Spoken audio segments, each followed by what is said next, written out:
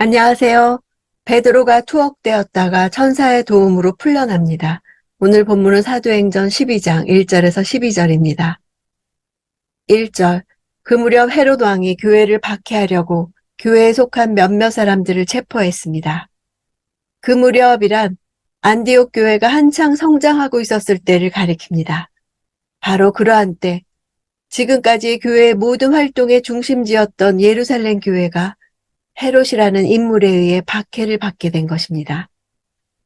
헤롯 아그리빠 1세는 예수님 탄생 때 베들레헴 유아들을 집단 학살했던 헤롯 대왕의 손자입니다. 그는 로마에서 교육을 받고 그곳에서 방탕하로 살다가 디베료 황제에게 말을 실수해 황제가 죽을 때까지 로마에서 죄수로 있었습니다. 그러다 칼리굴라가 로마의 황제가 되자 그로부터 팔레스틴 북동부 지역의 영토를 할당받아 본봉왕이 되었고, 칼리굴라가 살해된 후에는 글라우디오 황제에게 총애를 입어 유대와 사마리아 영토까지 받아 실질적인 팔레스틴 전 지역의 통치자가 되었습니다. 그의 조부인 헤롯 대왕이 다스리던 전 지역을 관할하는 권세와 지위를 누린 것입니다. 그는 에돔 출신으로서 유대인들로부터 정통성을 인정받지 못하자 유대인들로부터 정치적 지지를 받기 위해 노력했습니다. 그런 이유로 유대 종교 지도자들과 두터운 친분이 있었고, 그들로부터 사도들로 인해 교회의 복음이 지속적으로 전파되는 것에 대한 불만을 들었을 것입니다. 자신의 지지 기반이었던 유대주의자들의 환심을 사 정치적 기반을 견고히 다질 목적으로 유대인들이 눈의 가시처럼 여기는 사도들을 본보기로 삼아 박해하려고 체포한 것이었습니다. 2절. 헤롯은 먼저 요한의 형제 야고보를 칼로 죽였습니다. 세베대의 아들 요한과 야고보는 주님의 나라가 임하면 주의 보좌 좌우편에 앉기를 그토록 열망했던 제자들입니다. 그때 예수님은 나의 마시는 잔을 마시며 나의 받는 세례를 받을 것이라고 말씀하셨습니다. 사도들 중에서 처음으로 순교한 야고보를 통해 예수님의 말씀이 성취된 것입니다. 3절. 이 일을 유대 사람들이 기뻐하는 것을 본 헤롯은 이에 베드로도 잡아들였습니다. 이때는 무교절 기간이었습니다. 여기서 기뻐하다 하는 동사는 하나님이나 사람이 기쁘게 받아들이는 것을 나타낼 때 주로 사용되는 동사입니다. 이런 용례를 볼 때 당시 유대주의자들은 사도를 죽이는 일이 하나님을 기쁘시게 하는 일로 생각했다고 추측할 수 있습니다. 베드로를 무교절에 잡은 것은 유대인의 가장 큰 절기인 무교절기가 되면 평상시보다 더 많은 유대인들이 예루살렘으로 모인다는 사실을 염두에 둔 것입니다. 6월절이 지나면 그를 백성들 앞에 끌어내 여론 조작을 위한 재판을 하고 처형하려는 의도였습니다. 그들에게 자신의 통치력을 보이고 자신이 얼마나 그리스도인들을 싫어하는지를 보여줌으로써 유대주의자들에게 인기를 얻고자 했을 것입니다. 4절. 그는 베드로를 잡아 감옥에 가두고 군인들을 4명씩 한 조를 지어서 4조가 지키도록 했습니다. 헤롯은 6월절이 지나면 그를 백성들 앞에 끌어내 공개적으로 재판할 생각이었습니다. 2명의 군사가 죄수의 양쪽에서 쇠사슬로 각각의 손을 묶어 지키고 다른 군사 둘은 밖에서 보초를 섰습니다.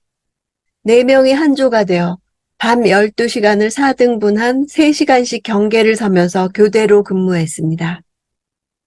이렇게 삼엄하게 경비를 서게 한 것은 전에 베드로를 포함한 사도들이 옥에 갇혔다 나왔던 일이 있었기 때문일 것입니다. 끌어내라는 단어는 위쪽으로 끌어올리다 라는 뜻이 있기 때문에 베드로가 갇힌 곳이 중죄인을 수용하는 지하 감옥이었음을 나타냅니다. 베드로가 도피할 수 있는 가능성은 전혀 없어 보였습니다.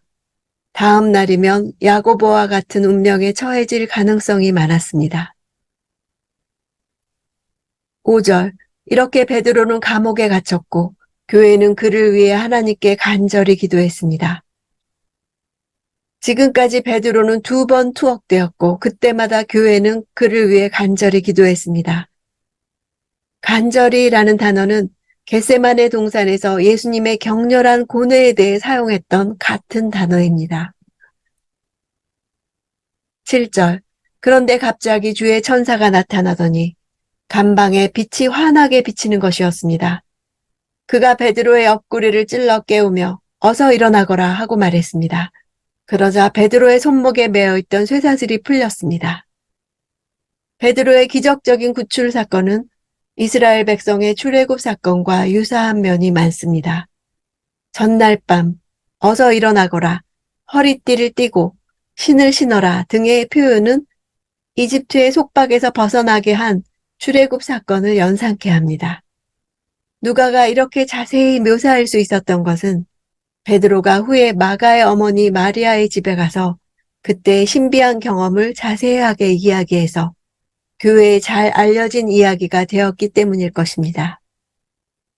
옆구리를 찌르다에서 찌르다 하는 단어는 세게 때리다는 단어입니다. 천사가 이렇게 강한 행동을 취한 것은 당시 베드로가 너무도 곤히 잠을 자고 있었기 때문입니다. 죽음을 눈앞에 둔 상황 가운데서도 베드로는 마음의 평온을 누리고 있었음을 나타냅니다. 12절. 이 사실을 깨달은 후 그는 마가라고도 하는 요한의 어머니 마리아의 집으로 갔습니다. 많은 사람들이 그곳에 모여 기도하고 있었습니다. 요한은 히브리식 이름이고 마가는 로마식 이름입니다. 그는 마가복음의 저자이며 바나바의 조카였습니다. 초대교회의 전승에 의하면 그는 베드로의 통역자였다고 합니다. 누가는 여기서 처음으로 마가의 이름을 언급합니다. 그의 어머니 마리아는 과부였으나 매우 부유했던 것 같습니다. 그녀의 집이 예루살렘의 남서쪽 언덕의 고급 주택지에 위치해 있었고 많은 수의 신자들이 모이는 집회 장소로 사용될 만큼 컸기 때문입니다.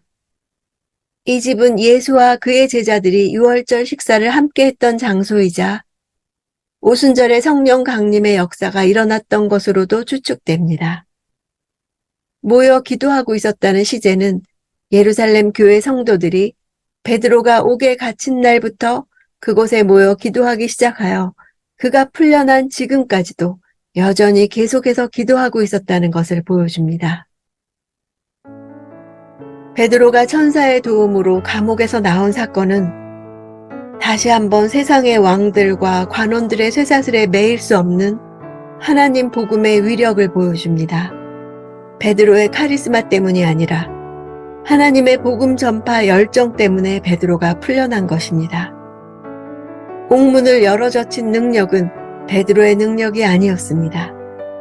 베드로가 가진 복음의 미래 때문에 하나님께서 친히 옥문을 열어주신 것입니다. 그래서 사도가 잠든 사이에 주의 사자가 베드로의 옆구리를 치면서 깨운 것입니다. 우리도 하나님의 일을 하다가 어려운 위기에 빠질 수 있습니다.